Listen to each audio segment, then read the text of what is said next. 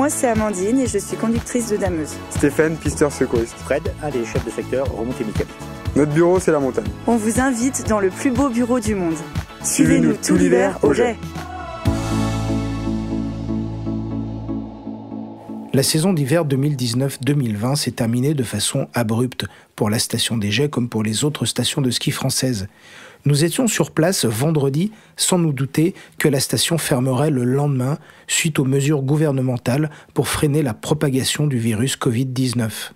Nous avons prévu ce jour-là un exercice d'évacuation verticale, une situation assez rare, un cas environ tous les 5 ans sur tout le domaine des Portes du Soleil, où les sauveteurs doivent évacuer les skieurs d'un télésiège ou d'un télécabine en rappel sur une corde. On retrouve Fred au briefing matinal. Aujourd'hui, ça va être un exercice évacuation par câble des clients qui sont restés coincés sur une ligne suite à une panne mécanique.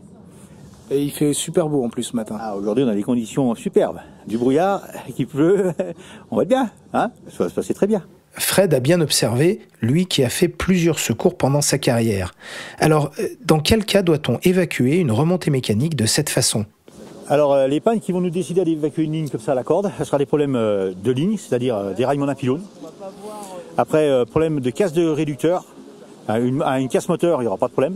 Alors, casse de réducteur sur les anciens appareils, parce que les nouveaux appareils ont un système où on peut déjà couper le réducteur de la poulie et faire une évacuation par un autre moyen. Et toujours avec un moteur thermique. Mais ça va être surtout les problèmes de ligne, c'est-à-dire un siège déraillé ou un siège coincé dans un pylône suite à un coup de vent ou ces choses-là. Il faut qu'en 2 heures, 2 heures et demie, on ait évacué tout le monde à terre. Du moment où on prend la décision de lancer une évacuation verticale. Et généralement, on a une demi-heure pour prendre la décision. Le temps que les mécanos se rendent sur place, fassent l'analyse de la chose. C'est très très lourd, une évacuation comme ça à gérer. Il faut beaucoup de monde. Et puis tu vois bien là, les conditions elles sont correctes. Aujourd'hui, monsieur du brouillard, que ça pleuve-nache un petit peu, c'est rien. Mais quand il fait très froid et puis que c'est déjà 4 heures à Noël, c'est vite nuit. C'est du véhicule, ça nous est arrivé sur un télécabine. On a eu une panne le soir, c'était aux alentours des 16 heures. Et l'évacuation s'est terminée à 19 heures bientôt. Stéphane est prêt pour cette manœuvre technique et complexe qu'il connaît bien. Le principe, c'est s'exercer pour, au cas où on doit évacuer les gens sur le siège, voilà, qu'on soit à l'aise avec le matériel et tout, et que ça se passe dans de bonnes conditions. Donc ça nécessite de faire des entraînements régulièrement, quoi. On essaye d'en faire au moins une fois, voire 2, minimum par an, quoi, pour pas perdre la main, ouais. Donc c'est jamais un exercice facile parce que toujours un peu de stress, il y a toujours un peu de... Enfin voilà, on travaille en hauteur, donc c'est toujours quelque chose à prendre en considération. La difficulté principale de ce genre d'évacuation, ça va être la gestion des personnes qu'on doit évacuer, quoi, parce que il va falloir les rassurer, il va falloir qu'elles se confient, qu'elles se laissent faire pour qu'on puisse les évacuer en toute sécurité, quoi. Aujourd'hui, c'est moi le cobaye que Stéphane va venir secourir. Je suis sur le télésiège, arrêté entre 2 pylônes. Je ne suis pas très loin du sol, et Fred est là, qui, pour me faire patienter, me donne quelques explications. Pour évacuer un siège comme ça, il faut compter une vingtaine de minutes. Pour faire siège par siège, il faut compter entre à peu près une vingtaine. Quand vous êtes 6 clients, il faut presque une vingtaine de minutes. Le temps qu'on arrive, qu'on vous descende, il faut presque une vingtaine de minutes. Il faut ravaler la corde, il faut rééquiper chaque client, hein. Tu verras, on va être obligé de lever les garde-corps par moment pour passer la corde d'une certaine manière. Et après, on le rebaisse. Il y a beaucoup de manipulations. Et ça prend du temps, puis il faut faire ça, il faut être prudent, quoi. Bon, là, on n'est pas haut, hein, tu vois, le pylône doit faire 5 mètres. Mais on a des pylônes qui montent jusqu'à 25 mètres. Et c'est les mêmes manips, 25 mètres. C'est exactement la même manip. Gilles, qui supervise l'exercice d'évacuation, donne les derniers conseils à Stéphane et à son aide au sol. Toi, c'est pareil, de base, le réflexe à avoir, c'est de bien de faire tous les deux un double check. C'est-à-dire, regardez si toi, il n'y a pas quelque chose qui te choque. C'est ce que je fais moi dans ce qu'il a mis comme matériel. Voir. Dans l'idéal, c'est à la rigueur, tu le verrouilles tout de suite. Ouais, comme ça, je pense que là, il va avoir l'air, non ? Pas à le refaire. Non, c'est bien là. Parce que ton sont verrouillés, voilà. Okay. T'as soit l'axe direct, soit tu peux la passer sur la partie juste extérieure. Stéphane s'assure pour monter sur le pylône. Arrivé au sommet, il passe un petit peu de temps à se contorsionner pour bien positionner la corde. Ensuite, il s'installe dans une sorte de tyrolienne sur le câble du télésiège et glisse tranquillement jusqu'à moi.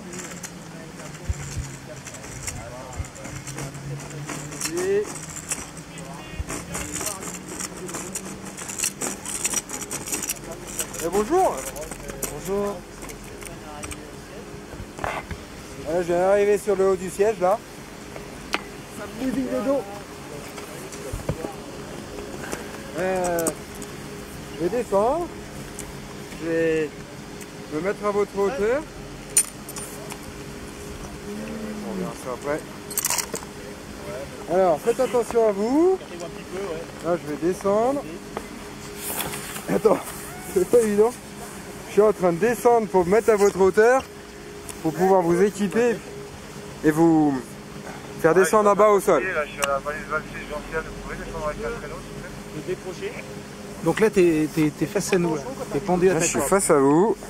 J'ai tout mon système là pour pouvoir... alors on a une espèce de culotte là. On appelle ça une culotte, c'est un triangle d'évacuation. Donc là, t'es juste en face de moi, t'es en train de préparer le triangle. Voilà, mettre la bonne longueur de corde pour pouvoir faire mon truc tranquillou. Alors on recommence. C'est tout un problème de réglage de hauteur pour être à la bonne distance, pour pouvoir travailler à peu près sereinement et puis facilement. Alors tu bouges pas. Super, là c'est bien, un petit peu d'aide. Voilà. Donc pareil, hein, ça change pas. Bah là, donc en fait, il est en train de lever les garde-corps. Donc ce que tu fais, tu gères bien, Stéphane, ton autre client, qui met bien ses mains derrière. Voilà. Pour se sécuriser. Pas traîner pour lui. Donc voilà, donc là, Stéphane, ce qu'il va faire, c'est qu'il va le prendre en tension. Ça y est, je suis bien installé dans le triangle d'évacuation, une sorte de baudrier très simple à mettre. J'ai accroché le triangle à un mousqueton qui est relié à la corde là. Celui-là est attaché au câble. Donc maintenant, il ne reste plus qu'à ouvrir le... Alors maintenant, je vais ouvrir le garde-corps. Après, tu restes bien au fond là pour l'instant parce que j'ai pas mis la corde en tension. Allez, ça va le faire, regarde. Tu vas venir vers moi tranquillement. Alors tu vas sentir, ça va bouger un peu. Tu te laisses descendre dans le vide. Ça va aller? Parfait? Sans brutalité en plus. C'est bon, c'est tout en douceur. Ouais. Alors maintenant, je vais te faire descendre tout doucement. Enfin, ça, je vais essayer. En plus, le truc. Ouais, ça va. Le plus difficile est de se laisser aller, de sortir du siège. Mais on sent que c'est solide, on est bien tenu à la corde, et Stéphane, tranquillement, me fait descendre quelques mètres jusqu'à ce que je touche le sol. C'est stable? Ça va. Pas horizontal, mais sur une... Bah écoute, là je t'ai détaché, j'ai vérifié que tu étais bien en sécurité en bas. J'ai détaché ce triangle là. Il faut être un peu souple quand même hein, pour remonter. Ah, c'est acrobatique. Ouais. Quand tu as fait une portée, t'en as assez. Hein. Quand tu as fait 5-6 sièges, t'en demandes pas plus. Hein. C'est très très physique. Il faut avoir confiance au matériel, il faut penser tout le temps à sa sécurité, à la sécurité du client. C'est ce qui est primordial. La vitesse, c'est pas ce qu'il y a eu, c'est pas prépondérant. C'est la sécurité du client et sa sécurité propre. Non, il travaille très bien, Stéphane. On voit qu'il y a du vécu et de l'habitude. Ils sont tout jeunes alors, ils sont souples. Vous montez, descendre, c'est quand même mieux. Stéphane en a terminé avec l'exercice et il nous rejoint en revenant au sol. Stéphane, il vient d'arriver au sol. Nickel. Avec perte et fracas. Ça va ? Bon bah, l'exercice s'est bien passé là. Sans trop faire de bêtises. J'ai juste oublié un petit détail, mais j'avais oublié de mousquetonner la poulie. Donc ce qui fait que j'étais un peu déporté par rapport à la poulie, mais niveau sécurité, ça posait pas de soucis. C'était juste après une facilité de travail quoi. J'étais un peu gêné par rapport à ça, mais j'ai résolu le problème facilement quoi. Et bon, après voilà, mon aide au sol il a été très efficace. 1, 2, voilà, genre 3 machins pour déjà sécuriser là, des descendeurs. Après on a 3 grosses poignées pour s'accrocher sur les montants du pylône. Ça fait vite du poids quoi. Plus cette poulie commando là qui est... Le truc là c'est imposant. C'est surtout que c'est encombrant et que quand on doit manœuvrer, circuler sur le pylône là c'est vraiment un peu... on s'accroche au machin, c'est pas évident quoi. C'est un peu acrobatique sur le C'est un peu acrobatique ouais. Après une fois qu'on est pendu au câble ça va, on a un petit peu moins de matériel, on est un peu plus libre. Voilà. Donc là maintenant on va tout ranger comme il faut, mettre les choses dans le bon sens pour que le jour où on a besoin de servir du sac, ça soit assez facile d'utilisation. Tu vas les faire sécher là, Gilles? Ouais, je vais être obligé. Oui, c'est... Donc on a fini l'exercice de sauvetage au Grain d'Or, on va réouvrir aux clients. Ah, ok. Après l'exercice, on retrouve Stéphane au centre de secours des Chavannes pour une journée qui s'annonce comme les autres sur le domaine skiable. Bon bah là on a fini l'exercice au télésiège des Grains d'Or, là d'évacuation, donc on est rentré aux Chavannes, on va s'occuper un peu des choses courantes qu'il y a dans la journée à faire, du patrouillage, relever un peu de matériel, faire des astreintes au poste de secours pour éventuellement aller s'occuper des secours quoi. Alors aujourd'hui, vu la météo, vu la fréquentation, ça risque d'être un peu calme, après ça n'empêche pas qu'on ait des secours. Hier on a commencé à faire un homme qui s'est blessé, il est reparti en hélico, il était 9h30, donc il n'y a pas de règle. Donc bon, on va attendre, on verra bien aujourd'hui ce qu'il en est. La sécurité, c'est le boulot des pisteurs secouristes. Pose de filets, pose de balises, secours sur les pistes, mais pas seulement. Ils interviennent aussi pour déclencher artificiellement des avalanches pour sécuriser le domaine. C'est ce qu'on appelle C'est le plan d'intervention pour le déclenchement des avalanches. Le but du jeu, c'est de se rendre sur les zones qui sont répertoriées sur la station dangereuses où on va déclencher artificiellement des avalanches à l'aide d'explosifs notamment. En tout cas au jet, ça se passe avec de l'explosif. On a des cartes avec les points de tir qui sont référencés, les moyens d'accès, les moyens qu'on utilise pour déclencher ces avalanches. Le point de départ de la décision de déclencher ou pas un PIDA, c'est le bulletin d'estimation du risque d'avalanche. Qui est édité tous les jours à 16h là, pour le massif du Chablais. On est en risque 3. Là, dans l'encart, là, on nous parle de avalanche de neige humide de grande taille. Ouais, là, on est en pleine recrudescence on a eu un gros redout, donc là, il y a toutes les avalanches qui vont couler. Une grosse crue avalancheuse, là. C'est un peu la période, de toute façon. Départ spontané, qu'est-ce qu'ils nous disent? Quelques avalanches de neige humidifiées sont probables, surtout en dessous de 2000. Cette nuit, puis demain matin. Ensuite, en courte journée, dans les ports de raid ensoleillés, jusqu'à 2007-2005. Et potentiellement de grande taille. Donc on a des conditions quand même qui sont un peu instables, exactement. C'est des choses qu'on n'arrive pas forcément à maîtriser parce que on va pas pouvoir les déclencher, on va pas pouvoir faire descendre ces avalanches. Elles vont partir un peu spontanément. A priori, on va pas faire de PIDA. Par contre, on va surveiller les pentes. On a quelques pentes qui sont un peu dangereuses. Elles sont où? Les points 32, 31, 32, 33, 34. Donc au sommet du Ranfolie. Parce qu'elles sont encore pas coulées. Et avec le redout là qu'on nous annonce ces jours là qui arrivent, elles vont susceptibles de descendre quoi. Il y a déjà ici, vers le point 34, là ça a commencé à fissurer. Donc je pense que les pisteurs du Ranfolie ils la surveillent quoi, ils regardent un petit peu comment ça évolue dans la journée. Le point 43 et 44, ceux-là ils ont déjà coulé là. A priori hier ça avait déjà tout purgé. Donc là on n'a plus de soucis à se faire de ce côté-là.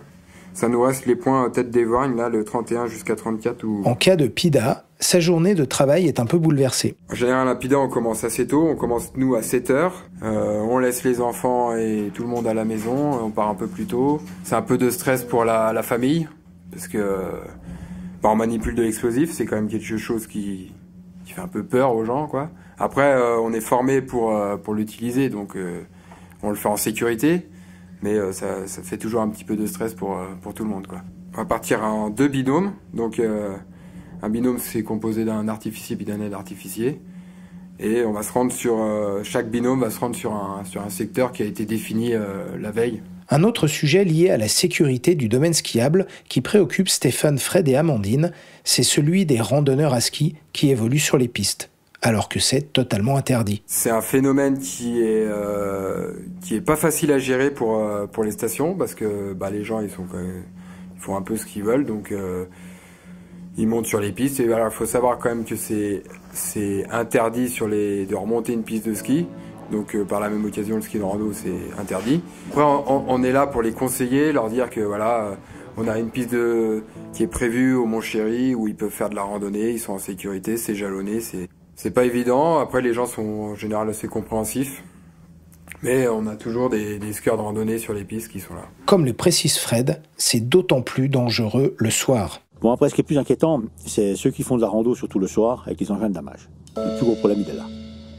Et ce qui est malheureux, c'est que les gens qui font ça, c'est des gens du pays, de la région. Et eux, justement, ils respectent pas le travail du service de damage qui travaille la nuit pour avoir des jolis domaines de matin. Amandine, aux commandes de sa dameuse, rencontre régulièrement des randonneurs à ski la nuit. Alors le soir, oui, c'est sûr, c'est un petit peu notre hantise. Nous, on considère que quand on prend notre poste, les pistes sont fermées. Logiquement, il devrait y avoir personne. Donc que les personnes habilitées à travailler sur le domaine.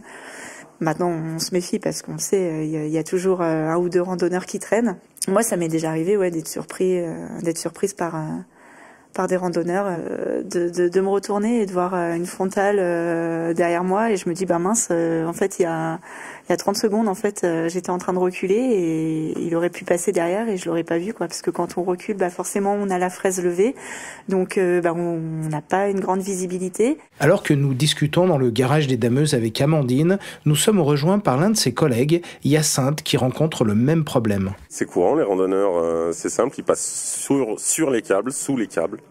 On a beau les prévenir et apparemment ça ne marche pas. Effectivement, certaines dameuses utilisent un câble. Ce câble est ancré au sommet de la piste. Quand la dameuse descend, elle le laisse traîner. Le câble peut donc se retrouver sur une trajectoire à droite ou à gauche de la piste, parfois même enterré sous la neige, donc invisible.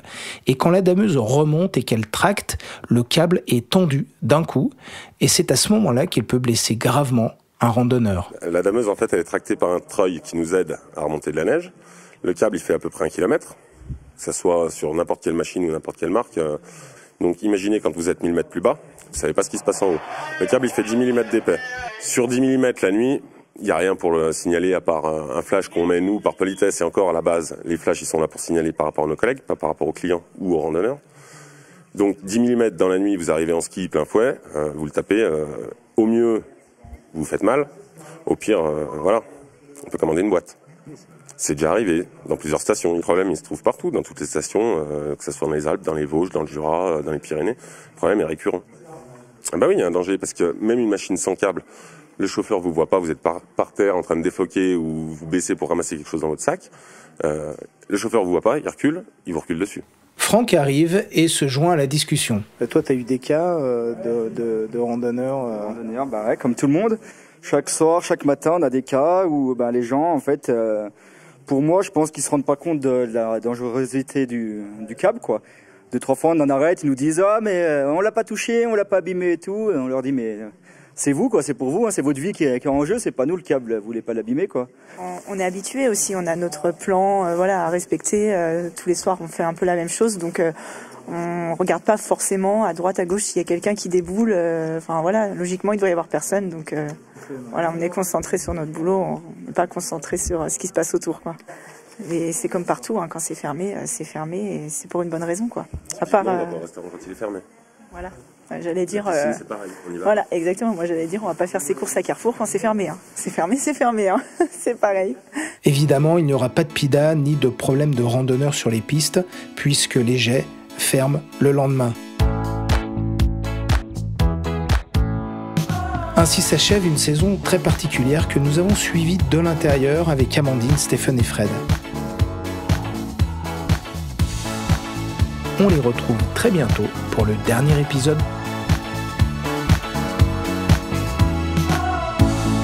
Suivez-nous tout l'hiver au jet.